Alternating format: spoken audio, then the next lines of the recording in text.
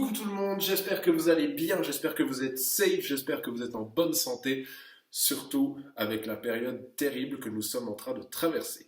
Hier, j'ai posté la vidéo la plus courte de toute l'histoire de ma chaîne, que voici. Je vous ai juste balancé une date, comme ça. Du coup, vous vous êtes peut-être dit, ok, il est sur un bouquin, il est sur un album. Cette date, elle fait référence à quoi? Au bouquin, à l'album, à quelque chose d'autre? Et bien, je suis là pour vous le dire. La date que je vous ai dévoilée dans cette petite vidéo YouTube est la date de sortie de mon nouvel album. L'album s'intitule Méchanceté gratuite, entre parenthèses, parce que cela n'en vaut plus la peine. Et il sortira, comme indiqué dans la vidéo, le 25 septembre 2020.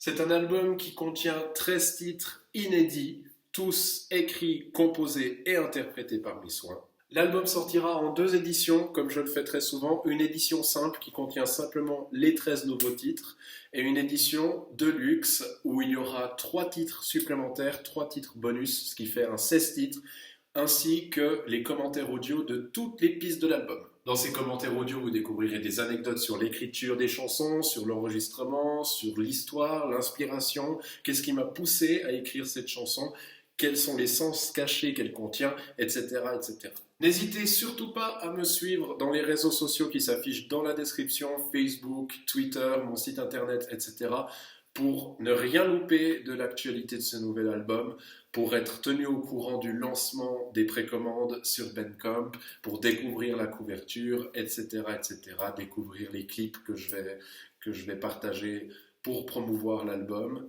Restez bien connectés. J'aimerais profiter de cette vidéo et de cette bonne nouvelle pour évoquer un sujet avec vous qui est revenu souvent, qui revient souvent et qui reviendra probablement souvent, celui de l'absence totale de ma musique sur les plateformes de stream telles que Spotify, Apple Music, Deezer, etc.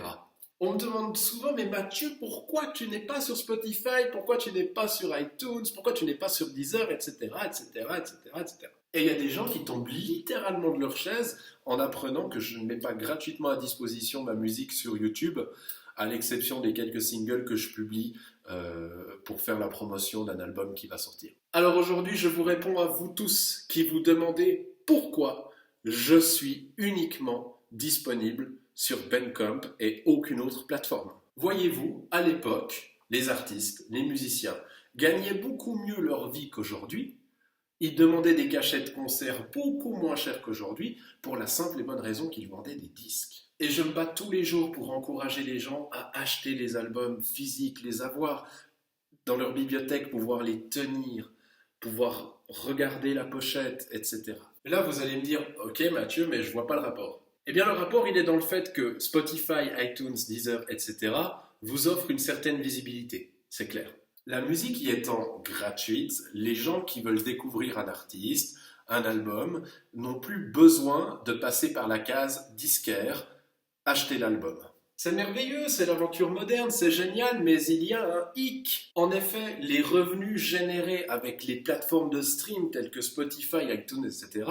ne sont pas du tout comparables à ceux de la vente d'un album. Alors oui, d'un autre côté, on gagne en visibilité parce que les gens ne sont plus obligés d'acheter, mais on gagne beaucoup moins. Et comme la musique est beaucoup plus accessible et gratuite, les gens ne passent plus par la case achat de l'album. Quand on a un label, une maison de disques, c'est pas trop un problème. C'est des choses qui sont prises en charge par la maison de disques, la distribution digitale de votre musique. Mais lorsqu'on est un artiste indépendant, comme moi, eh bien, c'est beaucoup de démarches, ça coûte de l'argent, pour des revenus relativement faibles si on ne fait pas des millions de vues. Et moi, je suis un des seuls artistes indépendants, si je ne suis pas le seul, parce que de tous les artistes indépendants que je connaisse, j'en connais aucun qui fait comme moi, je suis le seul à avoir les couilles de sacrifier ma visibilité pour l'amour de la musique qui se paye. Ce qui veut dire que vous pouvez entendre quelques morceaux de moi sur YouTube, sur MX3. Mais si vous voulez écouter d'autres morceaux, si vous voulez les avoir sur votre téléphone, vous n'avez pas d'autre choix que de sortir votre carte de crédit et de l'acheter sur Bandcamp. Alors tout de suite, c'est moins évident pour vous. Vous me cherchez sur Spotify, vous ne me trouvez pas. Alors vous allez sur YouTube dans l'espoir de pouvoir copier l'URL et puis de la coller dans un site qu'on appelle YouTube to MP3 qui transforme chaque vidéo YouTube en un son MP3. Vous ne me trouvez pas, vous êtes bien obligé d'acheter l'album. Alors certains jouent le jeu, d'autres pas, ce n'est pas bien grave. Mais au moins je sais que le public qui achète mes disques a vraiment envie de les avoir et a vraiment envie de m'écouter. Parce que si on fait la démarche d'acheter un album, c'est qu'on veut l'écouter. Et dites-vous aussi qu'en achetant l'album sur Bandcamp, vous me soutenez, vous me permettez de vivre, vous me permettez de continuer ce que je fais. Ce que vous ne faites pas en téléchargeant des vidéos sur YouTube, en allant sur Spotify, etc. En achetant mon disque, vous reconnaissez mon travail, vous reconnaissez les heures que j'ai passées à écrire des chansons, à les composer, à les enregistrer, à les répéter sur le bout des doigts pour être prêt à les enregistrer. En achetant mon album, vous me permettez de vivre, mais aussi d'investir dans du nouveau matériel pour, à l'avenir, faire des albums encore meilleurs, avec un meilleur son, etc. D'ailleurs, en parlant de ça, je suis un des seuls artistes indépendants, si ce n'est pas le seul, à n'avoir jamais mis en place un crowdfunding pour financer un album. Ok, certes, du coup, ça a un impact sur la qualité audio de mes albums, puisque je les fais moi-même avec mes connaissances, mon matériel, ce que j'ai à disposition, à la guerre comme à la guerre. Mais ce n'est pas dans ma philosophie de demander de l'argent aux gens pour créer une œuvre.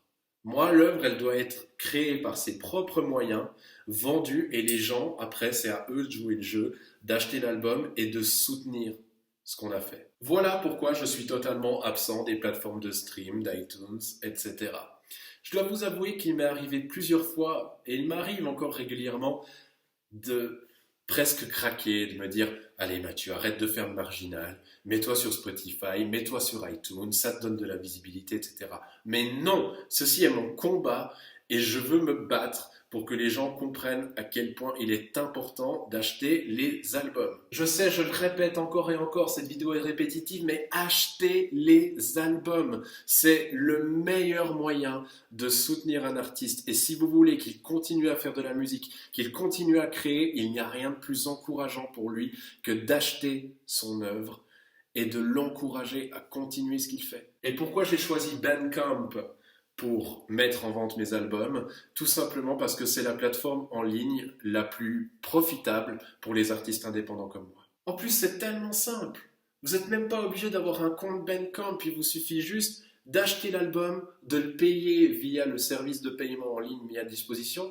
Vous recevez les fichiers et même dans le format que vous souhaitez. Que demande le peuple? Enfin, pour conclure, je vends mes albums sur Bandcamp entre 10 et 15 francs. Franchement, pour toutes les heures d'écriture, de composition, d'enregistrement, les galères, si vous, dans votre profession, vous deviez travailler à ce prix-là, je pense pas que vous le feriez. J'espère que ce petit coup de gueule aura permis à certains d'entre vous de comprendre pourquoi il est important d'acheter les albums. On parle un peu de littérature maintenant. Comme vous le savez, cette année doit encore sortir un livre, mon nouveau livre, Rien ne va plus, celui du paradis est en enfer. J'ai déjà suffisamment parlé du projet, de l'histoire du livre, etc. dans d'autres épisodes de mon émission Le Point. Du coup, je ne vais pas le répéter encore une fois ici. Je pense que les gens qui suivent cette série de vidéos ont déjà assez entendu parler du projet. Ce que je vais faire tout simplement, c'est que je vous mets sur l'écran actuellement la couverture du livre avec le résumé des deux histoires qu'il contient.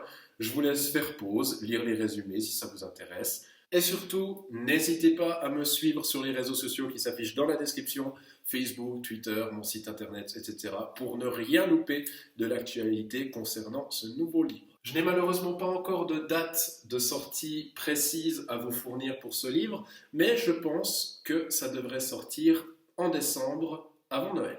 Je suis encore une fois sincèrement désolé pour le retard qu'a ce livre, il devait sortir beaucoup plus tôt, mais je rappelle que mon correcteur est tombé gravement malade, il a eu de très très gros soucis de santé et a dû stopper momentanément la correction de l'œuvre, ce qui explique son retard. Néanmoins aujourd'hui, il va beaucoup mieux, il est en pleine forme et on se réjouit de vous présenter ce nouveau livre. Sinon, j'espère que vous appréciez les covers que je publie de temps en temps sur YouTube. J'essaye d'en faire un maximum, mais comme vous le savez, j'ai pas beaucoup de temps à consacrer pour ça. Je remercie infiniment toutes les personnes qui sont restées jusqu'au bout de cette vidéo, les personnes qui m'ont écouté, qui ont été sensibles à mon message.